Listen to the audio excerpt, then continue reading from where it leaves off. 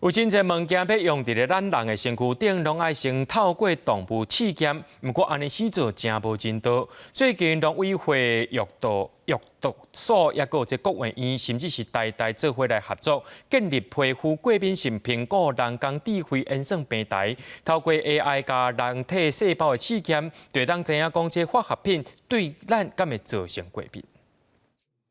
接下来只要按这个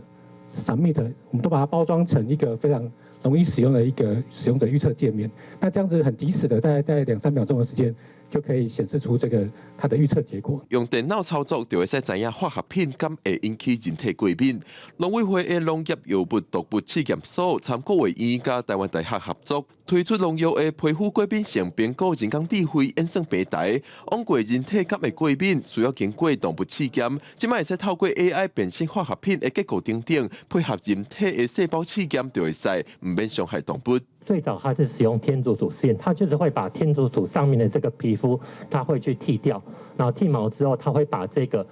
滴了农药的这个贴布去贴在这个天竺鼠的皮肤上，可能就是会动物可能就会造成比较大的这个不适。研究团队表示，过去这款技术在国际上使用伫化妆品较侪，即卖用 AI 模型配合台湾累积的农药试验数据等等，发现做出来的结果，参过去透过动物试验估计人体反应的做法相比平。 准确度是相像，甚至更较悬。不过团队也表示，数据收集的方面也有进步的空间。如果日后有计划的经费挹注啊，有更多是农药的结构成分的时候，当然它就可以增加我们的预测准确性。因为毕竟这一块在开发的早期，大部分都是化妆品那边的资料比较多。团队表示，往过的动物试验方法，一摆试验需要牺牲30到60只的动物，过程需要21到35天。现主是透过平台会使缩短到4天左右，而且唔免牺牲任何动物。未来也希望这个平台会使推广到其他的所在，试验药品也是环境化学品等等安全性。